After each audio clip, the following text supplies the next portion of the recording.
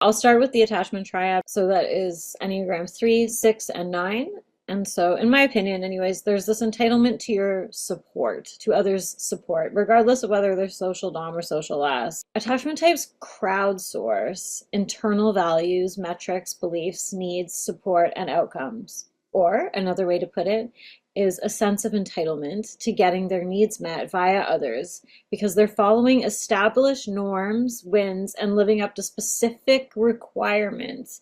If I do X, then I'm entitled to Y. So this is like unconscious largely when people are doing this. Like all these patterns are, for the most part, most people are not going to be like, I am entitled to this because of this. It's going to be more happening in the background. Like there's going to be this like simmering resentment or just like it's unconsciously driving their behaviors. Threes are image types, they're heart types. So it's like you reflecting me. And heart is kind of self-significance in many ways. It's like even twos, even though they're other oriented, it's about their role. It's very much an identity triad, the 2, 3, and 4. So they are, but threes are under feeling types. So they're the heart triad, they're emotional types, but they are the under feeling types because they're outsourcing the heart to the collective. And sixes are fear, so us versus them. They're the thinking triad. They are overthinking, they're overly paranoid, prepared, have to like worry about things, I have anxiety. And nines are autonomy, instinct in the gut center. They are we in the gut center, merging. We are one, collective unconscious, vibes. Together, we do these things together. I have to because like I don't want to be abandoned. And they are underdoing in the gut center. So they are sort of self-erasing on some level because of the merging, because of the passenger princess aspect that they have, that sort of passenger quality. Entitlement shows up through outsourcing, as in this is a team effort, even if they're the one on top. So that's threes. Threes have to be on top. They always have to feel on top. And if they're not on top, they're on their way on top. Like if they're not above you, they're trying to get above you. They're seeing what you're doing so they can climb above you.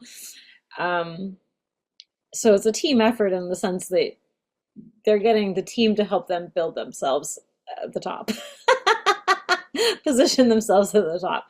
So attachment types, though, generally are entitled to the rewards of following steps that are alleged to promise such rewards. So, example, if I get a degree at this university and I do this unpaid internship, therefore I will be guaranteed a job.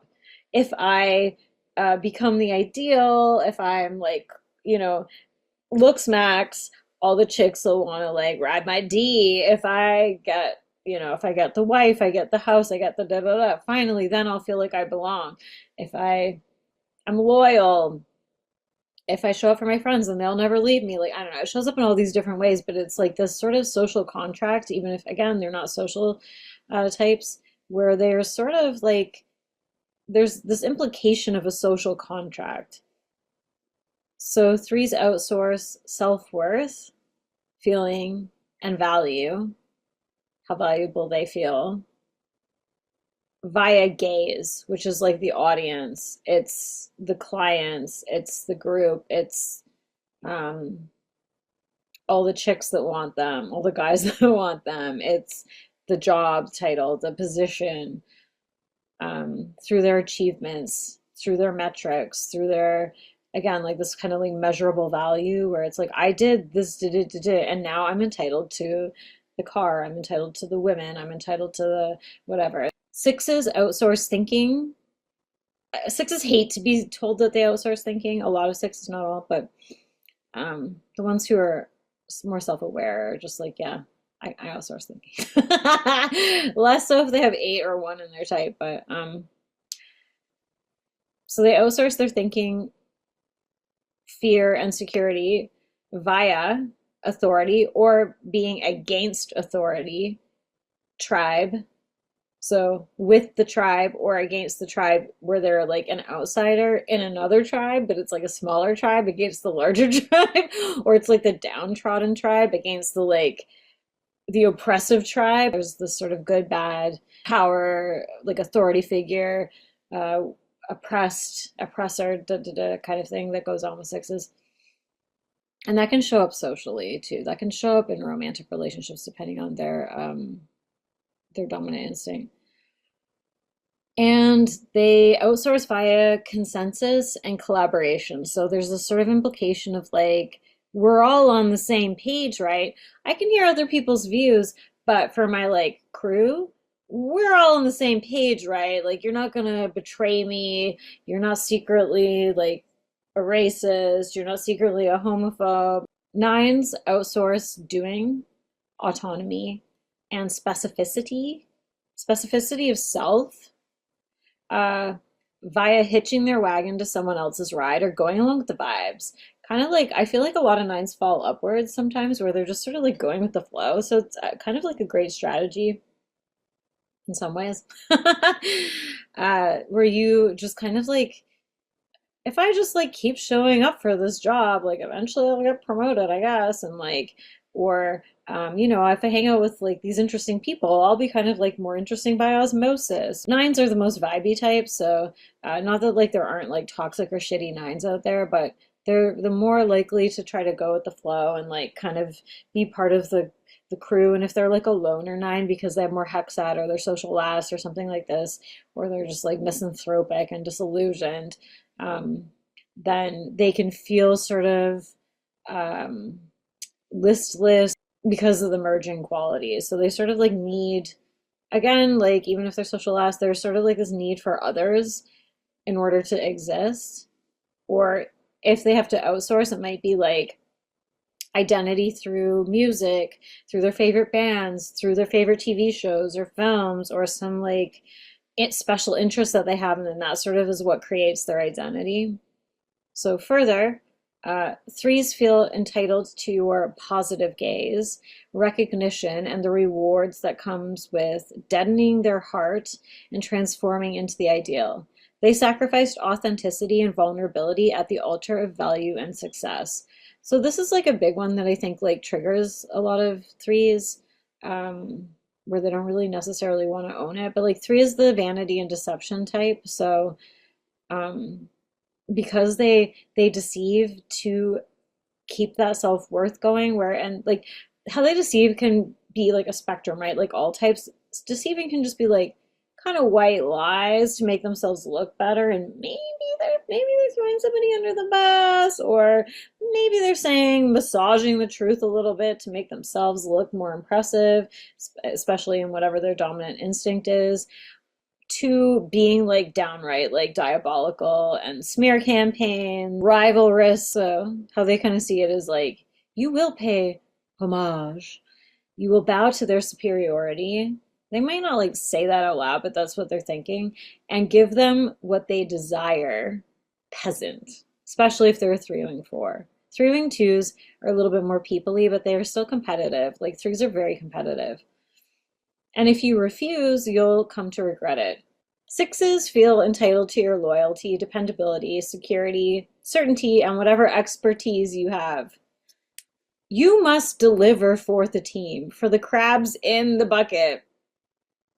So what I mean is like, when I say like they feel entitled to your like expertise, your knowledge, your certainty, is like sixes can feel like they have the right to just, they can apologize, but then they'll just keep asking you question after question after question.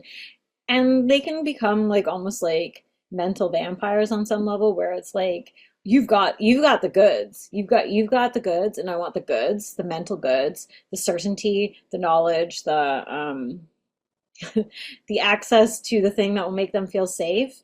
So depending on their instinctual type. So then they might feel like, well, I'm loyal to you, I got your back, so you have to kind of give me these things, or like, and it can show up even like, where you don't even know that they're doing that, right? Like that they are like your ride or die, and so they can feel very resentful if you're not reciprocating in a way that feels meaningful to them. And on the crabs in the bucket topic, which is, you may have heard that term before, like crabs in the bucket, tall poppy syndrome, where it's like we're all on the same level. It's very like communist kind of thinking. Not that sixes are all like communist, but it's very communistic sort of thinking. It's like we're all the same. We're all the same. I mean, I secretly think I'm like a little bit funnier or like more talented than somebody else, but like externally, it's like I'm a good person. We're all the same.